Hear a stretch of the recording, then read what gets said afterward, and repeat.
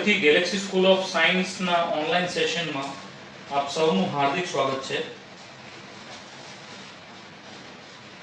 Last લેક્ચરમાં આપણે સૌએ પારિમાણિક સૂત્રોના ઉપયોગો કઈ રીતે થાય તેના વિશે અમુક માહિતી જોઈ હતી. એના આપણા ત્રણ પ્રકારના ઉપયોગો હતા. એ ત્રણેય પ્રકારના ઉપયોગમાં અમુક વિદ્યાર્થીઓને અમુક ડાઉટ્સ છે. તો એના આધારે આપણે ફરીથી ઉપયોગ નંબર A કે શું કહે છે કે બે જુદી જુદી એકમ પદ્ધતિના કોઈ ભૌતિક રાશિના એકમ વચ્ચે સંખ્યાત્મક સંબંધ મેળવવા. સંખ્યાત્મક સંબંધ મેળવવા એનો મતલબ એમ થાય છે કે દાખલા તરીકે મારા પાસે કોઈ એકમ છે, એ MKS પદ્ધતિમાં આપેલી છે અને એને CGS પદ્ધતિમાં ફેરવવાની છે. MKS પદ્ધતિમાં આપેલી અને CGS પદ્ધતિમાં ફેરવવાની. તો સૌ પ્રથમ આપને ભૌતિક રાશિની એકમો કઈ કઈ થાય પહેલા તો એ ખ્યાલ હોવો જોઈએ. દાખલા તરીકે ગઈ વખતે આપણે જે ઉદાહરણ લીધું હતું એમાં કાર્યનું ઉદાહરણ લીધું હતું. કાર્ય એટલે કે W બરાબર F.D બળ ગુણ્યા સ્થાનાંતર. બરોબર. બળને આપણે કહીએ છીએ દળ ગુણ્યા પ્રવેગ અને આ થયું સ્થાનાંતર. હવે આ છે દળ, તો દળનું એકમ થાય છે કિલોગ્રામ, આનું એકમ થાય છે મીટર પ્રતિ સેકન્ડ સ્ક્વેર અને આનું એકમ થાય છે મીટર. બરોબર છે. તો આખી એકમો કેલ્ક્યુલેટ કરીએ તો કિલોગ્રામ મીટર સ્ક્વેર પ્રતિ સેકન્ડ સ્ક્વેર થાય, જેને આપણે ટૂંકમાં જૂલ પણ કહીએ છીએ. તો હવે આની અંદર ખાસ રીતે આપણે કઈ રીતે એપ્લાય કરી શકશું? તો આ જે એકમ આપણને મળી છે, આ એકમ જે છે એ SI પદ્ધતિ એટલે કે MKS સિસ્ટમની છે. કદાચ જેમને કોઈને MKS ધ્યાન ના હોય તો એ જૂના આપણા જે પણ કોઈ લેક્ચર્સ છે એ લેક્ચર્સને ધ્યાનમાં રાખે. MKS પદ્ધતિ છે, તો MKS માંથી CGS પદ્ધતિમાં લઈ જવા છે. CGS એટલે આનાથી એક પદ્ધતિ નીચે એટલે આ કિલોગ્રામ છે તો ગ્રામમાં હોવું જોઈએ, મીટર છે તો સેન્ટીમીટર હોવું જોઈએ.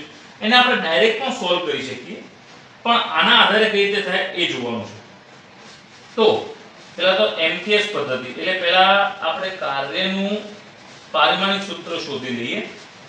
MLT આમાં m એટલે કિલોગ્રામની 1 ઘાત છે તો અહીંયા આવશે 1, મીટર એટલે કે લંબાઈની 2 ઘાત છે તો અહીંયા આવશે 2, અને સેકન્ડ જે છે ઈ ભાગાકારમાં છે તો અહીંયા આવશે -2.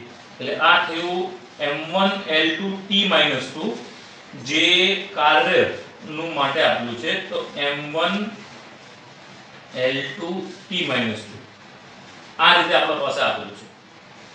તો હવે આને CGS પદ્ધતિમાં ફેરવવું હોય, CGS પદ્ધતિમાં તો m એટલે કે દળ, તો દળ આપણે જે દળની વાત કરીએ છીએ ઈ 1 કિલોગ્રામ બરાબર 1000 ગ્રામ થાય. તો 1000 ગ્રામ ને આપણે આ રીતે લખી શકીએ કે 10⁻³ ગ્રામ. બરોબર છે. એટલે અહીંયા આપણે CGS માં એમ લખીએ છીએ કે 10⁻³ આ જે હતું એ અહીંયા કિલોગ્રામમાં હતું, અહીંયા m જે છે એ એનું જ રહેશે, અને અહીંયા આ જે છે આપણા કૌંસમાં લખી દઈએ ગ્રામમાં, એટલે CGS પદ્ધતિમાં આ ગ્રામમાં છે. હવે આપણે વાત કરીએ છીએ L માં, તો L માં જે છે અહીંયા મીટર થાય. તો 1 મીટર બરાબર 100 સેન્ટીમીટર. તો 100 ને આપણે લખી શકીએ છીએ 10⁻². એટલે અહીંયા કને આપણા પાસે થયું 10⁻²L. અહીંયા મીટરમાં હતું તો અહીંયા કૌંસમાં લખ્યું એટલે સેન્ટીમીટરમાં થાય છે. અને સેકન્ડ તો અહીંયા કને ટાઈમમાં આપણે સેકન્ડમાં જ લખીએ છીએ, તો અહીંયા પણ સેકન્ડમાં લખીએ છીએ. એટલે 10⁻0 એમાં કોઈ ફેરફાર થતો નથી, એટલે અહીંયા પણ સેકન્ડમાં આવે છે. CGS થઈ ગયું. હવે આપણા પાસે જે અહીંયા ઘાત હતી એ ઘાત અહીંયા કરી દઈએ, તો અહીંયા 1 2 -2 આ રીતે થયું. એટલે અહીંયા આપણે જે પણ વાત કરતા હતા એ m1L2T-2 બરાબર આ જે છે એ 10 ની 3 ઘાત m એની ઘાત 1 પછી ઇન્ટુ અહીંયા છે 10 ની 2 ઘાત l ઇન્ટુ b અને આ છે આપણા પાસે 10 ની 0 ઘાત t રેઝ ટુ -2. જે પ્રમાણે ઘાત છે એ પ્રમાણે કામ કરીએ તો 10 ની 3 m1 10 ની 4 l2 અને 10 ની 0 એટલે 1 એટલે 10 ની t-2. આ બધું તમે સોલ્વ કરશો એટલે તમારા પાસે જવાબ મળશે 10 ની 7 m1 l2 t-2 પડશે એમાં CGS માં. એટલે આ આપણે MKS માંથી CGS માં રૂપાંતર કર્યું એનો પહેલો ઉપયોગ છે જેને આપણે પારિમાણિક સૂત્ર દ્વારા શોધી શક્યા. બરોબર, એક હતો આ ઉદાહરણ.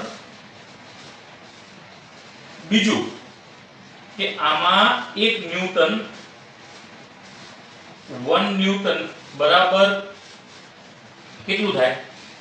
તો ન્યૂટન એ કોનું એકમ છે? બળનું. તો બળ એટલે m * a. m * a એટલે કિલોગ્રામ મીટર પ્રતિ સેકન્ડ સ્ક્વેર આવું થાય. તો આનું આપણે પારિમાણિક સૂત્ર શોધવું હોય તો કિલોગ્રામ એટલે m1, મીટર એટલે l1 અને સેકન્ડ સ્ક્વેર એટલે t-2. આ થયું m1 l1 t-2. હવે આ જ પદ્ધતિ દ્વારા અહીંયા આપણે જોઈએ તો MKS અને અહીંયા કને CGS. અહીંયા આપણે લખ્યું mLT. m એટલે માસને આપણે ફેરવવું હોય તો 10 ની 3 m અહીંયા કૌંસમાં લખીએ કિલોગ્રામ, અહીંયા કૌંસમાં લખીએ ગ્રામ. બરોબર છે, આ કિલોગ્રામ. પછી આ છે l એટલે લંબાઈ. તો લંબાઈમાં અહીંયા આપણી પાસે આવે છે મીટર. તો 10 ની 2 અહીંયા કને l અને અહીંયા કૌંસમાં સેન્ટીમીટર અને આમાં જે છે એ કૌંસમાં સેકન્ડ અને અહીંયા જે છે એ 10 ની 0 સેકન્ડ t માં. કેમ 0 લીધું? કારણ કે સેકન્ડ થી સેકન્ડમાં ફેરવાનું છે એટલે 10 ની કોઈ ઘાત સાથે ગુણાકાર કરવાના થતા નથી. આ ગુણાકાર કરવાનું કામ શું? 1 કિલોગ્રામ બરાબર 1000 ગ્રામ, 1 મીટર બરાબર 100 સેન્ટીમીટર એટલા માટે. તો આ થયું.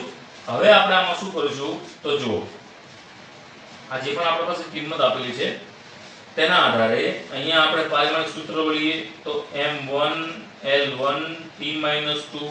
અહીંયા પણ એ જ રીતે 10 ની 3 m એની કુલ ઘાત 1 પછી 10 ની 2 l એટલે એની કુલ ઘાત 1 અને 10 ની 0 t એની કુલ ઘાત -2.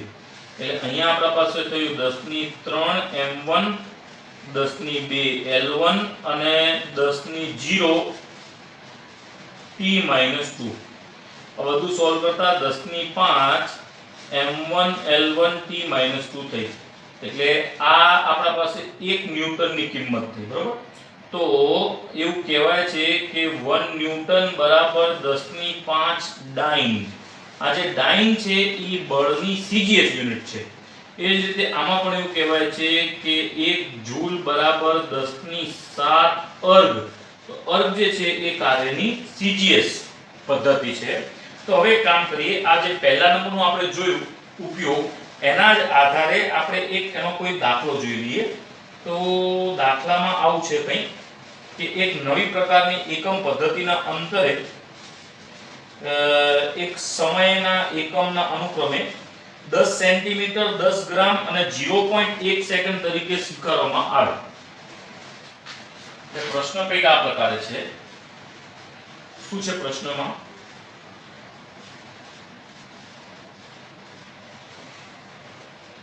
એક નવી એકમ પદ્ધતિમાં અંતર, દળ અને સમય. એટલે આપણા પાસે આપેલું છે અંતર,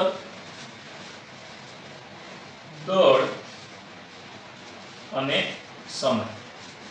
તો અંતર આપણા પાસે આપેલું છે 10 સેન્ટીમીટર. પછી દળ આપેલું છે આપણા પાસે 10 ગ્રામ અને સમય આપણા પાસે આપેલો છે 0.1 સેકન્ડ. હવે શું કીધું છે કે તરીકે સ્વીકારવામાં આવે. તો એકમ પદ્ધતિમાં બળનો નવો એકમ કેટલા ન્યૂટન બરાબર થાય, એટલે આ દળ જે છે એના આધારે કેટલા ન્યૂટન બરાબર થાય એ આપણે શોધવાનું છે, બરોબર છે।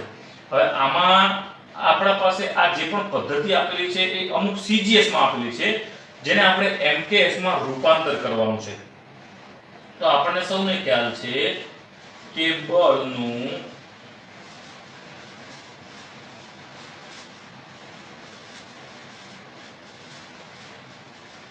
પારિમાણિક સૂત્ર F બરાબર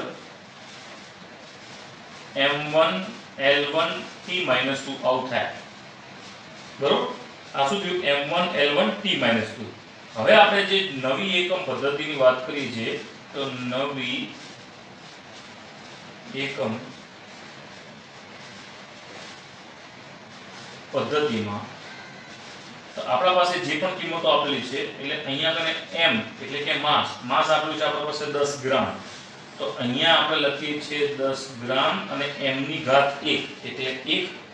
પછી આપણા પાસે l જે છે 10 સેન્ટીમીટર માં આપેલું છે, તો સેન્ટીમીટર પછી 1 અને સમય આપણા પાસે આપેલો છે 0.1 સેકન્ડ અને એની ઘાત છે 10 ની 2।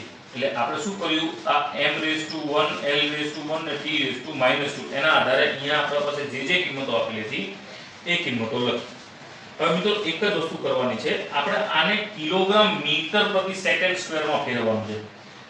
F બરાબર m * a, m એટલે કિલોગ્રામ અને a એટલે મીટર પ્રતિ સેકન્ડ સ્ક્વેર। એટલે આ જે ગ્રામ આપેલું છે એને કિલોગ્રામ માં ફેરવવાનું, સેન્ટીમીટર આપેલું એને મીટર માં ફેરવવાનું, સેકન્ડ તો સેકન્ડ રહેશે। તો મિત્રો આપણા પાસે જે આ ગ્રામ આપેલું છે એને કિલોગ્રામ માં ફેરવવાનું, તો શું કરાશે, 1000 ગ્રામ બરાબર 1 કિલોમીટર, તો 10 ગ્રામ બરાબર કેટલા, આના આધારે તો તમને આ ફાવે, રાઈટ।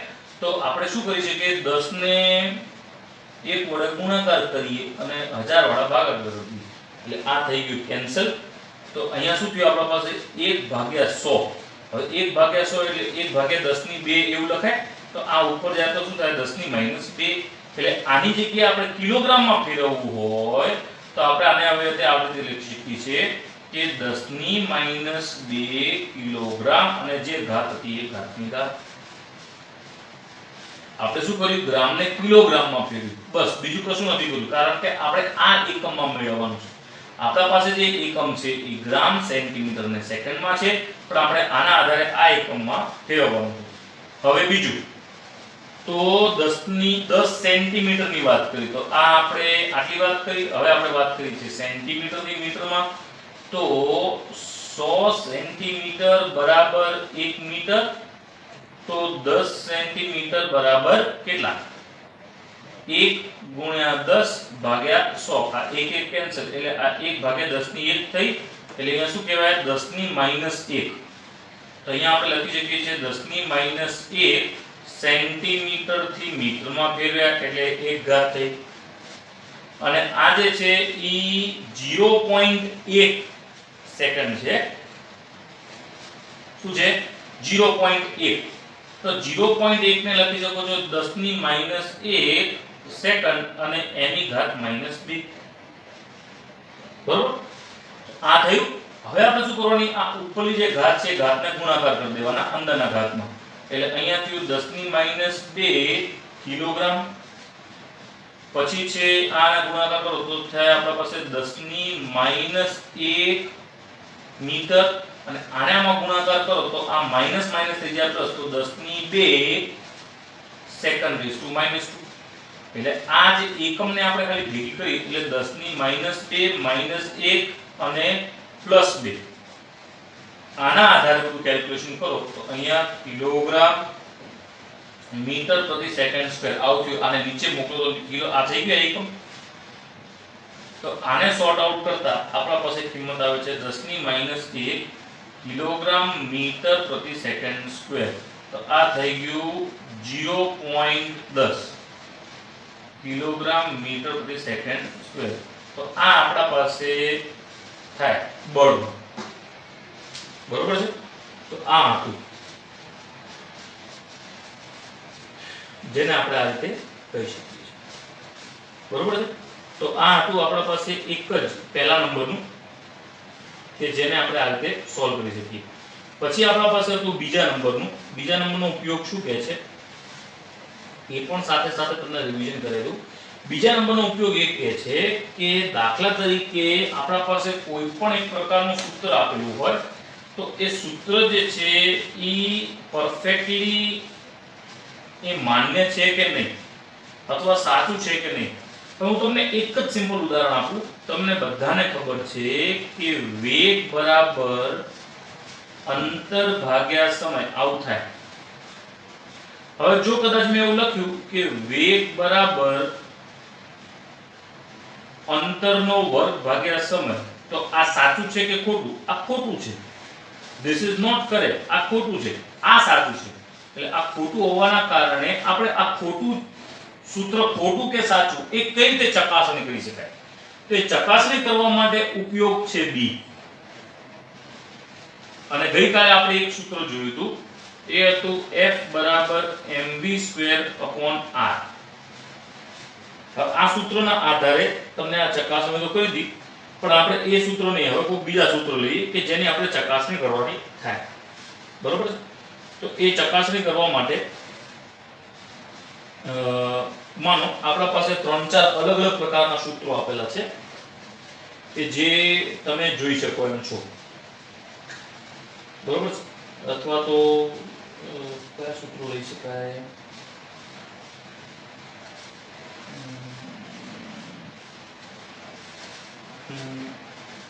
ઘનતાનું સૂત્ર લઈએ. સાવ સહેલું ઘનતા.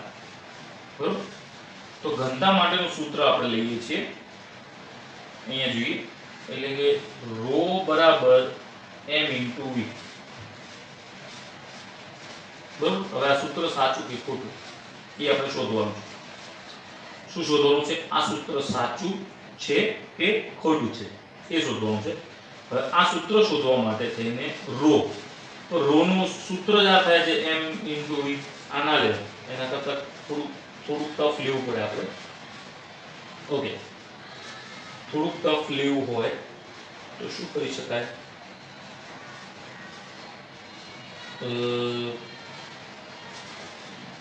બળ બરાબર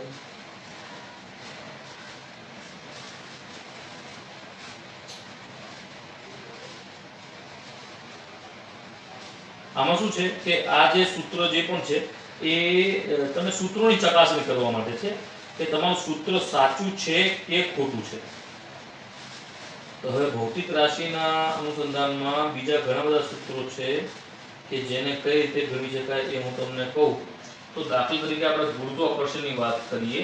ગુરુત્વાકર્ષણનું સૂત્ર છે F બરાબર g m1 m2/r². આ છે બરોબર. F બરાબર g m1 m2/r². તો એક્ચ્યુઅલમાં પહેલા તો તમે g નું એકમ તમને આવડવું જોઈએ. m1 m2 r² બધી જ એકમો આવડવી જોઈએ. એના આધારે આપણે નક્કી કરી શકાય. તો પહેલા તો આપણે b સૂત્ર શોધવાનું છે. b શોધવાનું એટલે આપણે પહેલા LHS શોધીએ.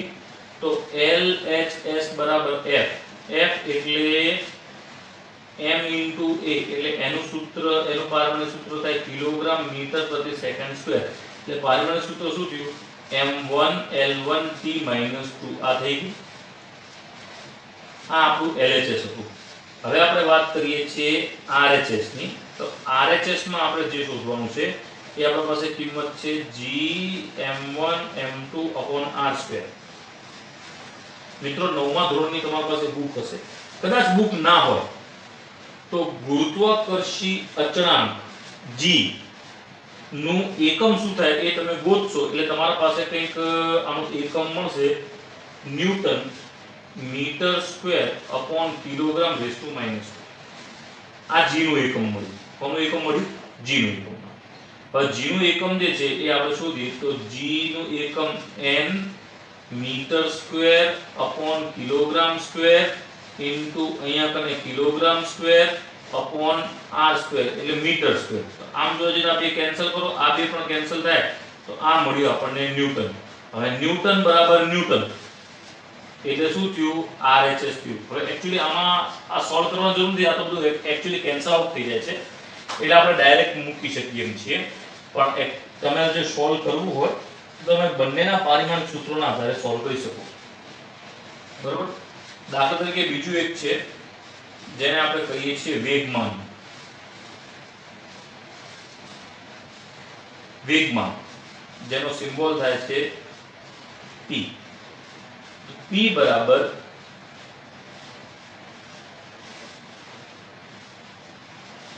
માસ ઇન્ટુ વેલોસિટી આવું કહેવાય છે. p બરાબર માસ ઇન્ટુ વેલોસિટી. તો વેગમાનનું પારિમાણિક સૂત્ર થાય છે m1 l1 t - 1. હવે આનું પારિમાણિક સૂત્ર શું થાય? તો આનું પારિમાણિક સૂત્ર થયું કિલોગ્રામ મીટર પ્રતિ સેકન્ડ. એટલે આનું પારિમાણિક સૂત્ર m1 l1 t - 1. એટલે આ બંનેને થઈ ચકાસે કે આ બંનેને આપણે આના આધારે નક્કી કરી શકીએ છીએ કે આ બે સાચા છે કે ખોટા છે. એટલે શું થયું? એક પ્રકારની ચકાસણી થઈ. બરોબર છે મિત્રો?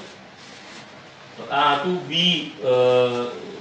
બી નંબરનો પ્રશ્ન કે જે તમે અહીંયા કને સોર્ટ આઉટ કર્યો. બીજું આપણે કદાચ શોધવું હોય કે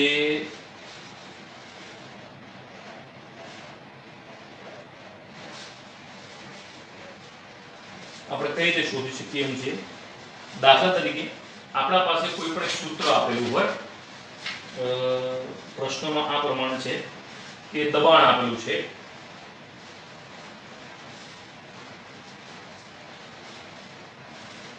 તો દબાણમાં એવું આપેલું છે કે P બરાબર ρgh આવું આપેલું છે.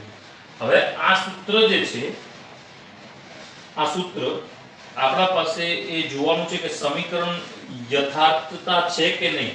તો ધેટ મીન્સ આ જે સમીકરણ આપણા પાસે જે પણ કંઈ આપેલું છે એ સમીકરણ સાચી છે કે નહીં એ આપણે શોધવાનું છે.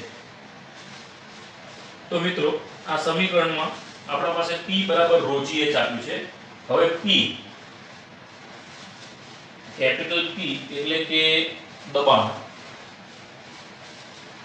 પછી ρ એટલે ઘનતા, સ્મોલ g એટલે ગુરુત્વ પ્રવેગ અને h એટલે ઊંચાઈ. આ ચાર મુદ્દાઓ આપેલા છે. હવે દબાણ, હવે પહેલા તો આપણે લઈએ LHS. તો દબાણનું એક બીજું સૂત્ર થાય છે ફોર્સ અપોન એરિયા. શું થાય છે? ફોર્સ એટલે બળ ભાગ્યા ક્ષેત્રફળ. એટલે બળ થયું અને ક્ષેત્રફળ. તો બળનું પારિમાણિક સૂત્ર m1 l1 t - 2 અને ક્ષેત્રફળ એટલે l/2. આ ઉપર જાય એટલે m1 l - 1 t - 2 આવું થયું. આ 2 ઉપર જાય એટલે અહીંયા -2 થઈ જાય. તો એના આધારે આપણા પાસે થયું. એટલે LHS માં દબાણનું જે પારિમાણિક સૂત્ર થાય છે એ થાય છે m1 l - 1 t - 2. આ થયું LHS. હવે આપણે વાત કરીએ છીએ RHS ની. એટલે કે LHS એટલે લેફ્ટ હેન્ડ સાઈડ, RHS એટલે રાઈટ હેન્ડ સાઈડ. અહીંયા આપણા પાસે આટલું છે ρgh. ρ એટલે કે ઘનતા. તો પહેલા તો ઘનતાની વાત કરી. તો ઘનતાનું સૂત્ર થાય છે m/v. v એટલે કેપિટલ V એટલે કદ. એટલે m એટલે કિલોગ્રામ. તો કિલોગ્રામ એટલે m1 અને v એટલે l. v એટલે કદ. કદ એટલે મીટર ક્યુબ. એટલે l/3. એટલે અહીંયા થશે અપોન માં l/3. પછી જે ગુરુત્વ પ્રવેગ એટલે સિમ્પલ પ્રવેગ જ થયું. એટલે એનું થાય છે v/t. એટલે એનું સૂત્ર થયું મીટર પર સેકન્ડ સ્ક્વેર. બરોબર. એટલે અહીંયા મીટર એટલે l1 અપોન t⁻². અને આ થયું આપણા પાસે ઊંચાઈ. ઊંચાઈ કેટલી થઈ? તો ઊંચાઈ એટલે l1. આ થયું ρ નું, આ g નું અને આ h નું. તો ρ માટેની વાત કરીએ તો m1 l/-3 l1 t⁻² અને l1. તો આ બધું જ સોર્ટ આઉટ કરતા m1 l2 - 3 t⁻². એટલે આ શું થયું m1l-1 t-2 આ રો gh નું થયું એટલે આ બે જે છે આપણા પાસે સરખા થયા એટલે આ ઇક્વેશન એક્ઝિસ્ટ કરે છે એટલે આ યથાર્થ છે શું છે યથાર્થ છે બીજા એક ઇક્વેશન ની વાત કરીએ આ જ પ્રકાર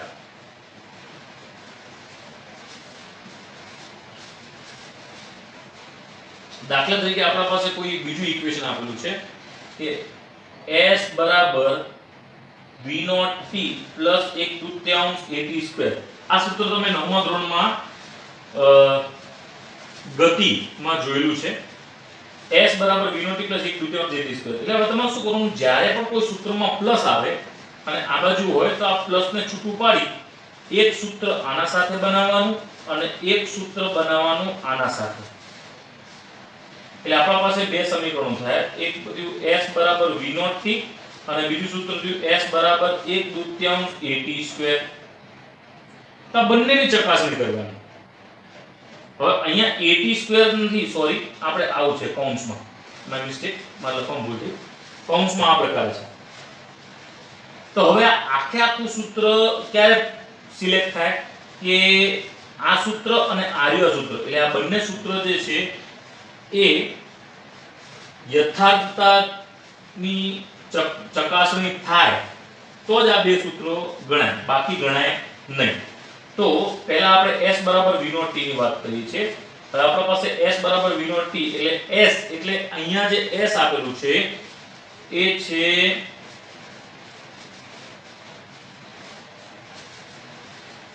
સ્થાનાંતર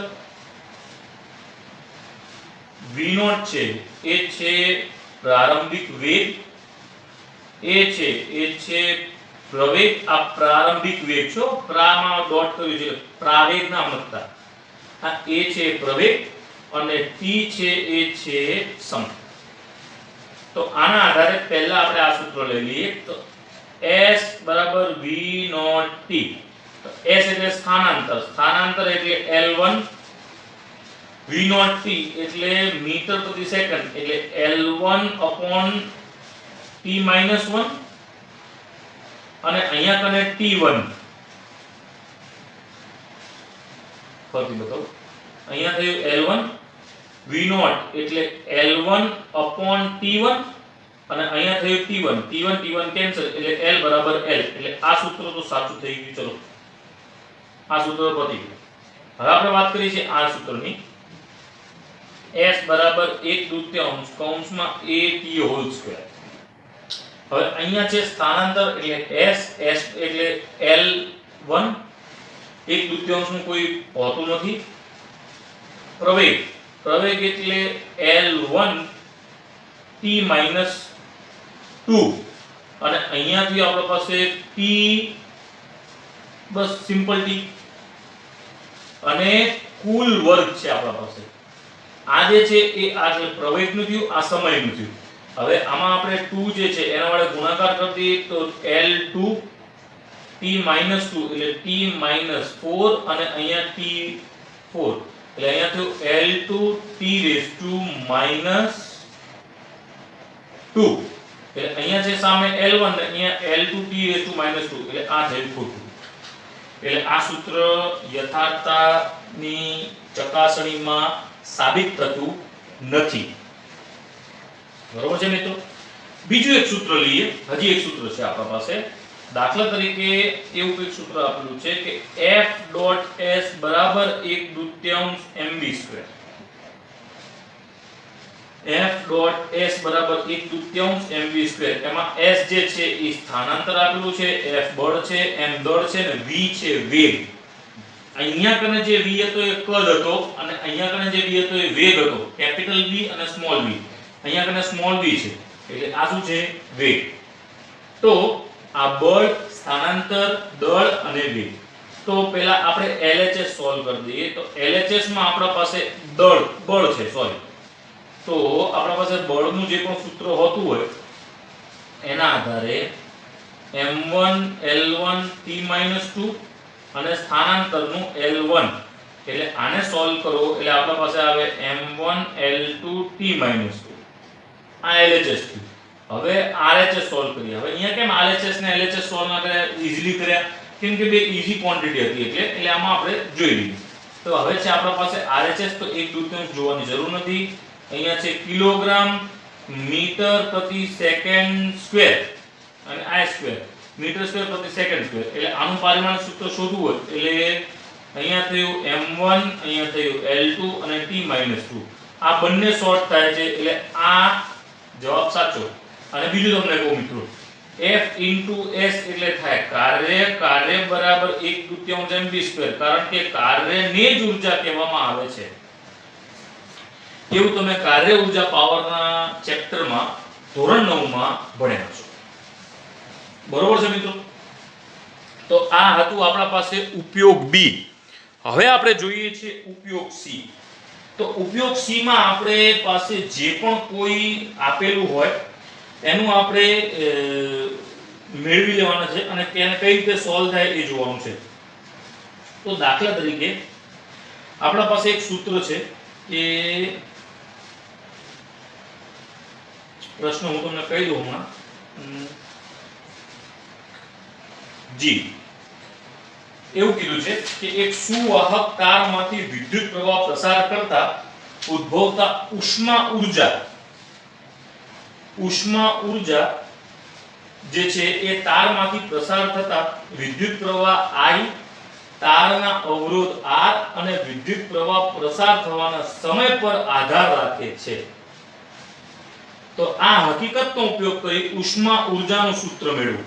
એટલે આપણે ઉષ્મા ઊર્જાનું સૂત્ર મેળવવાનું છે. તો આના આધારે આપણે જોવા જઈએ તો ઉષ્મા ઊર્જા એટલે H ચલે છે IRT. અહીંયા આની રેસ ટુ A, B અને C. આ આપણે ત્રીજા ઉપયોગના આધારે એક દાખલો કરી રહ્યા છીએ. અહીંયાથી આપણે આ પ્રોપોર્શનાલિટીનો સાઇન હટાવશું એટલે H બરાબર small k I raise to A, R raise to B અને T રેસ ટુ C એવું આપણે ધારી લઈએ છીએ. જ્યાં A, B, C એ શું છે? પરિમાણ રહિત અચળાંક છે. એટલે આ જે A, B, C અને R અને આ R અને K આ બધા જે છે એ શું છે? પરિણામ રહિત છે. એટલે એક પ્રકારના અચળાંક છે. બરોબર? હવે આપણે વાત કરીએ છીએ તો આની. તો આમાં સૌથી પહેલા આપણે વાત કરીએ છીએ H ની. તો H માં આપણા પાસે જે એના પરિમાણિક સૂત્ર બનતા હોય એના આધારે આપણે વાત કરીએ તો H એટલે એક પ્રકારની ઊર્જા છે. તો ઊર્જાનું થાય છે m1 L2 t-2.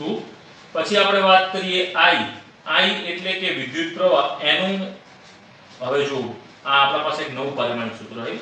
અત્યાર સુધી આપણે પરિમાણિક સૂત્રમાં mLt લેતા રહ્યા, પણ mLt માં ન આવતા હોય અને એ સિવાય મૂળભૂત ભૌતિક રાશિની અંદર સમાવેશ થતો હોય તો એમાં આપણા પાસે જે એના જ એકમ હોય એના આધારે આપણે નક્કી કરેલા છે. એટલે વિદ્યુત પ્રવાહનું થાય છે A1.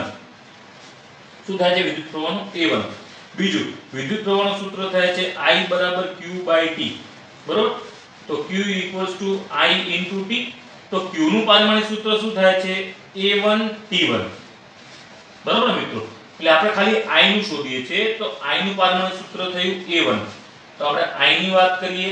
I નું થયું A1. હવે ત્યારબાદ આપણે વાત કરીએ છીએ R નું. તો R જે છે એનું પરિમાણિક સૂત્ર શોધવા માટે સૌપ્રથમ આપણને ખબર છે કે V = IR આવું થાય ઓહમના નિયમના આધારે. તમે 10મા ધોરણમાં ઓહમનો નિયમ ભણ્યો હશે કે V = IR થાય. V શું છે? વિદ્યુત સ્થિતિમાન. હવે વિદ્યુત સ્થિતિમાનને શોધવા માટે શું થાય? તો V = W/Q આવું થાય. W એટલે શું છે? કાર્ય. હવે કાર્યનું તો આપણા પાસે અહીંયા છે જ આ પ્રકારનું. એટલે કાર્યનું પરિમાણિક સૂત્ર m1 L2 t-2 ભાગાકારમાં Q. Q નું સૂત્ર શું થયું? A1 T1. હવે આને ઉપર લઈ જઈએ તો m1 L2 t-2 તો અહીંયા થઈ જાય t-3 ને A1 A-1. તો આ પરિમાણિક સૂત્ર શું થયું? V નું. તો V = IR એટલે V અને I. તો R બરાબર V upon I થયું. તો R એટલે કે રેઝિસ્ટન્સ આપણે એનું સોલ્વ કરવું હોય તો આપણે V ની વાત કરીએ તો V નું સૂત્ર થાય છે પરિમાણ સૂત્ર M1L2 T-3 A-1 upon I નું થાય છે A1 આ ઉપર જાય તો A-2 એટલે R નું થાય છે M1L2 T-3 A-2 આ પારિમાણિક સૂત્ર થયું R નું તો શું થયું M1L2 T-3 A-2 કદાચ આમાં તમને કોઈ ગોટાળો થાય તો તમે ફરીથી એક બે વખત વિડિયો જોજો તમને આઈડિયા આવી જશે શું કર્યું છે V બરાબર IR એમાંથી R ને આપણે કરતા બનાવ્યા V upon I V નું પારિમાણિક સૂત્ર અહીંથી મેળવ્યું I નું પારિમાણિક સૂત્ર A1 એટલે V upon I અહીંયા કને આપણે V upon I કર્યું એટલે આ V નું પારિમાણિક સૂત્ર આ I નું પારિમાણિક સૂત્ર અને પછી આપણે સૂત્ર મળી ગયું તો આ મળ્યું R નું અને હવે મળ્યું છે T નું તો T નું T1 તો આના આધારે આપણે ખાલી કમ્પેર કરવાના છે ઘાત શોધવાની છે તો H નું આપણા પાસે પારિમાણિક સૂત્ર છે M1L2 T-2 અહીંયા કને K પછી છે I તો I નું થાય છે A1 પછી R છે તો R માં આપણા પાસે શું થશે એ શોધવાનું છે તો R નું પારિમાણિક સૂત્ર જે છે એ છે આપણા પાસે M1L2 T-3 A-2 I ની ઘાત હતી A R ની ઘાત હતી B બરોબર છે હવે છે આપણા પાસે T છેલ્લું તો T ની એ પારિમાણિક સૂત્ર થાય છે T⁻1 અને T ની ઘાત છે C આ ABCD ના ફોર્મમાં આપણે લાવવાનું છે તો અહીંયા M1L2 T-2 K નું M નું M આ A⁻A થયું પછી આમાં B ને વડે ગુણાકાર કરી દઈએ તો MB L/2B T⁻3B A⁻2B અને T⁻C આ બધાને ખોલીને એપ્લાય કરી દઈએ એટલે M1L2 T-2 K ને એમને એમ રાખો અથવા K ને હાલ પૂરતો કઈ રાખીએ નહીં આપણે કાઢીએ પછી વાત તો A⁻A M બીજું કોઈ M છે નહીં તો M⁻B પછી L બીજા કોઈ છે નહીં એટલે L⁻2B T છે આપણા પાસે એટલે T⁻3B C અને A⁻2B બરાબર એટલે આના આધારે આપણે A ની કિંમત લખી શકીએ છીએ તો A⁻2B M⁻2B L⁻2B અને T⁻3B C આ ક્યાંથી આવ્યું તો આ આપણે ખાલી સોલ્વ કર્યું છે બીજું કશું નથી કર્યું જે એક પ્રકારના પદો હોય દાખલા તરીકે અહીંયા પણ T છે અહીંયા પણ T છે તો આ બંનેને સોલ્વ કરી શકીએ કઈ રીતે સોલ્વ થાય કે -3B અને C જે ઘાતો છે એનો સરવાળો થાય અહીંયા આપણે સામે આ જે કિંમતો છે એ કિંમતોને એપ્લાય કરી હવે અહીંયા L T અને M એની જે પણ કિંમતો છે એને આપણે શું કરીએ આને સામે કમ્પેર કરી દઈએ તો કમ્પેર કરતી માટે શું થઈ શકે તો જુઓ આ જે પણ આપણા પાસે કિંમત છે એના આધારે અહીંયા આપણા પાસે M⁻1 એટલે અહીંયા M⁻B એટલે B ની કિંમત મળી 1 અહીંયા કને A છે જ નહીં તો A ની ઘાત 0 લખી શકાય તો અહીંયા 0 તો અહીંયા કને આપણે શું શોધી શકીએ તો એ શોધીએ તો A-2B બરાબર 0 અહીંયા B ની કિંમત છે 1 તો A⁻B એટલે 2 * 1 બરાબર 0 આ માઈનસ છે પેલી બાજુ જાય તો પ્લસ એટલે A ની કિંમત મળી 2 હવે આની કિંમત 1 છે અને T ની કિંમત અહીંયા માઈનસ છે તો આપણે T ના આધારે કિંમત શોધી શકીએ છીએ B ની કિંમત તો આપણને મળી ગઈ છે B ની કિંમત શોધવાની જરૂર નથી T ની ઘાતની જે કિંમત છે -3B + C બરાબર અહીંયા T ની ઘાત શું છે -2 B ની કિંમત છે 1 એટલે અહીંયા લખ્યું 1 C પ્લસ C -2 C બરાબર -2 + 3 એટલે C ની કિંમત થઈ 1 તો આ જે પણ ઘાત છે એ ઘાત આ સૂત્રમાં મૂકી દઈએ. આ છે આપણા પાસે મુખ્ય સૂત્ર નંબર 1. કિંમત a b અને c ની કિંમત સૂત્ર નંબર 1 માં મૂકતા તો h બરાબર k i ની ઘાત છે અરે શું i એટલે a i raise to a છે એટલે a ની ઘાત છે 2 એટલે i સ્ક્વેર, r ની ઘાત છે b એટલે b ની કિંમત છે 1 એટલે r અને t ની ઘાત છે 1 એટલે t. એટલે આપણા પાસે આ સૂત્ર મળ્યું h બરાબર i સ્ક્વેર rt અને આ હકીકતમાં સૂત્ર સાચું છે. આ સૂત્ર તમે 12મા ધોરણમાં ભણવાના છો. બરોબર છે મિત્રો? તો આ હતું આપણા પાસે સૂત્ર કઈ રીતે મેળવી શકીએ એનો એક નિયમ જે આપણે આના દાખલા આધારે જોયું. બરોબર છે મિત્રો? તો હવે આપણે પાછા નેક્સ્ટ લેક્ચરમાં તમારા કોઈ ડાઉટ્સ હોય તો તમે આ જ રીતે કમેન્ટ કરી શકો છો. અસ્તુ નેક્સ્ટ લેક્ચરમાં આપણે જોઈશું.